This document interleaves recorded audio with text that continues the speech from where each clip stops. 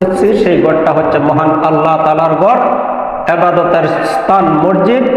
আর রসুলের আদর্শ গুলা সেই জায়গায় সবচেয়ে প্রথম শিক্ষা দেওয়া হয়, যেটা হচ্ছে আল্লাহর রসুলের ঘর মাদ্রাসার মধ্যে। এরপরও আদর্শ শিক্ষা, প্রত্যেকটা শিক্ষা প্রতিষ্ঠানে আদর্শ শিক্ষা দেওয়া হয়, কিন্তু প্রথমত আমাদের টার্গেট থাকতে হবে যে রসুল্লাহর আদর্শের মধ্যে যে আদর্শগুলো আছে সেইগুলো আমাদের সন্তানদেরকে আগে শিক্ষা দেই। এবার আসুন সেই পবিত্র ঘর, আল্লাহর হাবিবের ঘর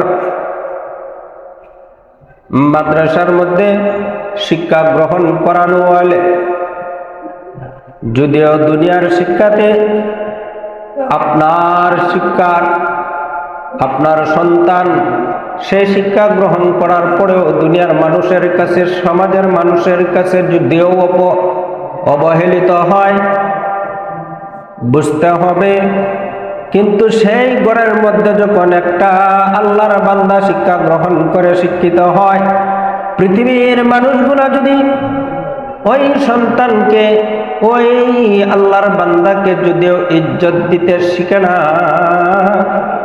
তারপরে মহান আল্লাহ বলেন যে আমার হাবিবের ঘরে শিক্ষা অর্জন করে শিক্ষিত হয়েছে, শিক্ষা গ্রহণ করেছে, পৃথিবীর অসংখ্য মানুষদের মধ্যে, পৃথিবীর অসংখ্য অগণিত শিক্ষা গ্রহণকারীদের মধ্য থেকে সর্বপ্রথম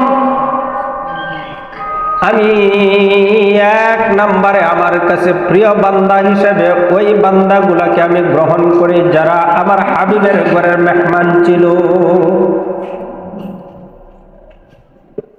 প্রথম প্রত্যেকটা মাদ্রাসার মধ্যে সর্বপ্রথম যে শিক্ষাটা দেওয়া হয়, আল্লাহর সৃষ্টির জগতের মধ্যে সবচাইতে বড় কিতাব, সবচাইতে শ্রেষ্ঠতম কিতাব, যেটা কোনো মানুষের তৈরি নয়, যেটা কোনো মাখলুকের তৈরি নয়, সর্বপ্রথম শিক্ষাটা দেওয়া হয় পবিত্র কালাম কুরআনুল কারীমের। কুরআন এমন একটা জিনিস, কুরআন এমন একটা পুস্তক, আল্লাহ রাব্বুল আলামিন কুরআনকে এত বরকতময় করে সৃষ্টি করেছেন। আল্লাহর হাবিব ইরশাদ করেন, কুরআনের উপরে এত বরকত, যেই কুরআনের দিকে একবার যদি কোনো বান্দা মহব্বতের নজরে তাকাইয়া থাকে, শুধুমাত্র কুরআনের দিকে মহব্বতের নজরে তাকালো, যতক্ষণ পর্যন্ত ওই বান্দাটা আমার দেওয়া কুরআন, আমি আল্লাহর দেওয়া কুরআনের দিকে তাকাইয়া থাকবে, যতক্ষণ তাকাইয়া থাকবে আমি আল্লাহ রাব্বুল আলামিন ততক্ষণ পর্যন্ত কুরআনের বরকতে, কুরআনের সম্মানার্থে ওই ব্যক্তির আমল থেকে গুনাহগুলা ঝরে ঝরে ফেলে দিব।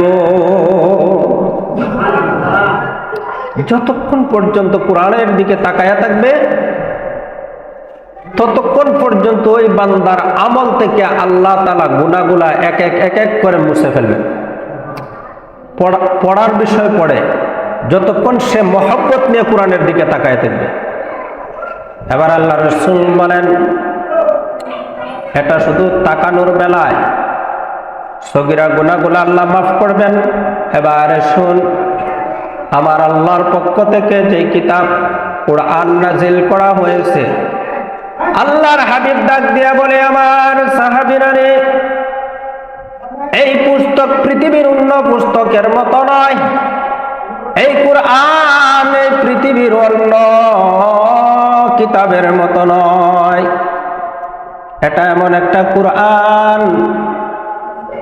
যার মধ্যে যতগুলা হরফ আছে, একটা হরফ যদি কোনো বান্দা তিলাওয়াত করে, কোনো বান্দার জবান থেকে যদি একটা হরফ বাহির হইয়া যায়, আমার আল্লাহ দেরি করে না, আমার আল্লাহর সাথে সাথে একটা হরফের বিনিময় 10টা নেকি সাথে সাথে তার আমলের মধ্যে দান করে দে।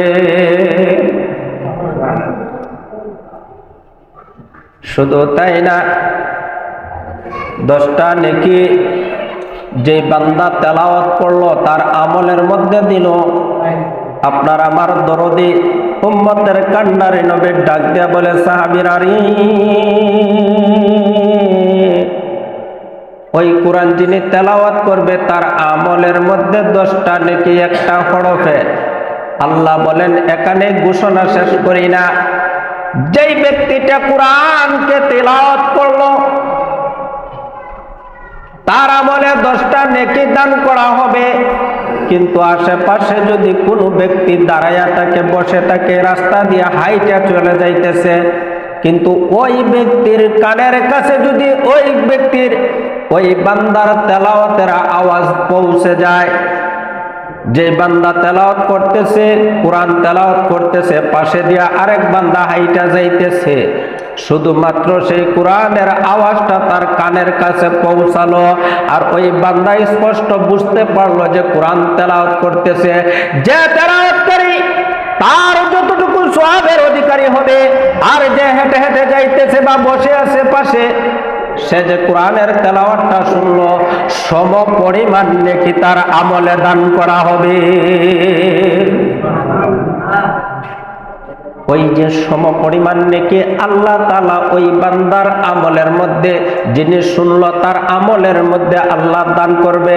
এর কারণ মাদ্রাসা নয়, এর কারণ যিনি তেলাওয়াত করলো তার কারণ নয়, একমাত্র এর কারণ হলো আল্লাহ রাব্বুল আলামিন ঘোষণা করেন, এটা দুনিয়ার কোন মানুষের স্বার্থ নয়, মাখলুকের স্বার্থের কারণে আমি নেকি দান করি না। একটাই কারণ হলো, এটা হলো আমার কোরআনের বরকতে। এবার আপনি যান হাফিজি মাদ্রাসায় যান, নুরানি মাদ্রাসায় যান, কওমি মাদ্রাসায় যান, আলিয়া মাদ্রাসায় যান, যতগুলা মাদ্রাসা আছে প্রত্যেকটা মাদ্রাসায় যান, আপনার সন্তান যতক্ষণ পর্যন্ত কোরআন পড়তে না পারবে অন্য বিষয়গুলা ওই সন্তানকে শিক্ষা দেওয়া হবে না। প্রত্যেকটা সাবজেক্ট শিক্ষার ক্ষেত্রে আল্লাহর কোরআনকে আগে রাখতে হয়।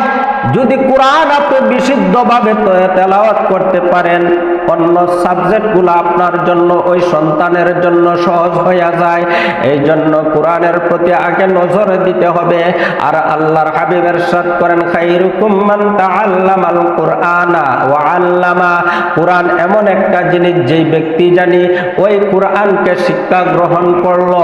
হিফজুল কোরআন হলো কোরআনকে শিক্ষা গ্রহণ করার পরে আর ওই ব্যক্তিটা যদি ওই কোরআন আবার অন্য মানুষকে শিক্ষা দেয়, আল্লাহ বলেন আমার অসংখ্য গণিত বান্দাদের মধ্যে, মাখলুকাতের মধ্যে, বান্দাদের মধ্যে সবচাইতে প্রিয় বান্দা হিসাবে আমি ওই বান্দাকে কবুল করে নেই। তাহলে কোরআন পড়ার লাভ আছে না? কোরআন শিক্ষার মধ্যে তো অবশ্যই লাভ আছে, কিন্তু নিজে শিখতে পারি নাই, বয়স 70 হয়ে গেছে, নিজে শিখতে পারি নাই, দাড়িগুলা সাদা হয়ে গেছে, চুলগুলা সাদা হয়ে গেছে, চামড়াটা ঢিলা হয়ে গেছে, কোরআনের মাখরাজগুলা সঠিকভাবে হরফগুলা উচ্চারণ করতে পারি নাই, চেষ্টা করতেছি তারপরেও পারি নাই। ওরে আল্লাহর বান্দা, যদিও আপনি বৃদ্ধ হইয়া যান, এখনো আফসোস করার মতো কোনো কিছু নাই। এখন আপনি সন্তানের বাবা হয়েছেন, এবার আপনার সন্তানকে সেই কোরআন আপনি শিক্ষা দেন। কেননা আল্লাহ রাসূল ইরশাদ করেন, কোন ব্যক্তি যদি সেই কোরআন পড়ে এবং কোরআন অনুযায়ী আমল করে, হাসরের মাহশারের দিন নিচের দিকটা যখন তামার থাকবে, উপরের দিকটা যখন সূর্য চলে আসবে, কোনো মানুষ কাউকে চিনবে না। একজন মানুষ আরেকজন মানুষকে চিনার কোনো উপায় থাকবে না। সবাই শুধু আকাশের দিকে তাকাইয়া তাকাইয়া ইয়া নাফসি ইয়া নাফসি ইয়া নাফসি বলতে থাকবে। সেদিন আপনার যে হালত হবে, আমারও এই হালত হবে। আমার বাবাই আমাকে সন্তান বলে পরিচয় দিবে না। আমি যদি আমার বাবার কাছে যাই বলি, বাবা গো, আমি তো তোমার সন্তান ছিলাম দুনিয়ার জমিনে, বাবা বলবে আমি তো বিবাহই করি নাই। কারণ মুসিবত যখন আসে, একটা কথা আছে যে নিজে বাঁচলে বাবার নাম। এই মুসিবতটাও কিন্তু সব জায়গাতেই, আগে নিজে বাঁচতে হবে। কিন্তু আল্লাহ রাব্বুল আলামিন এই হাশরে মাহশরে কঠিন মুসিবতের সময়, কঠিন মুসিবতের সময় আমরা যখন সকলে ইয়া নাফসি বলবো, তার মধ্যে আল্লাহ রাব্বুল আলামিন 7 প্রকার মানুষকে আল্লাহর আরশে আজিমের ছায়ার নিচে জায়গা দিবেন। তার মধ্যে 1 প্রকার মানুষ হইল যারা কুরআন বিশুদ্ধভাবে তেলাওয়াত করলো এবং ওই কুরআন অনুযায়ী সে আমল করলো। ওই ব্যক্তিদেরকে আল্লাহ রাব্বুল আলামিন হাশরের মাঠে আরশে আজিমের ছায়ার নিচে জায়গা দিবেন। আল্লাহ বলেন, এই যে অসংখ্য অগণিত মানুষগুলা সূর্যের নিচে তামার জমিনের উপরে দাঁড়াইয়া আছে, কেউ কাউকে চিনতেছে না, শুধু ইয়া নাফসি উপরের দিকে তাকাইয়া বলতেছে। এদের মধ্য থেকে কিছু সংখ্যক মানুষ আছে যারা আমার এই আরশে আজিমের ছায়ার নিচে অবস্থান করেছে। 7 প্রকারের 1 প্রকার হইল কুরআনকে মেনেছে, কোরআন তেলাওয়াত করেছে, কোরআনকে ইজ্জত দিয়েছে, কোরআন শিখেছে, কোরআন শিখাইছে। ওই সমস্ত ব্যক্তিদের পিতামাতা কোথায় আছে তার পরিচয় দেওয়ার দরকার নাই। ফেরেশতা যাও তার পিতামাতাকে খুঁজে খুঁজে ধরে ধরে বাহির করে নিয়ে আসো। এই কঠিন মুসিবত থেকে তার পিতামাতাকে বাহির করে নিয়ে আসবে। এনে আল্লাহ বলবেন, ওই পিতামাতার মাথার মধ্যে 1-1টা করে নূরের টুপি পড়াইয়া দাও। এবার নূরের টুপিগুলা যখন পড়াইয়া দিবে পিতামাতার মাথার মধ্যে, তখন ওই হাশরের মানুষগুলা মনে মনে ভাববে, ওরা কি মানুষ ছিল না ফেরেশতা? কারণ আজকে যেই সূর্য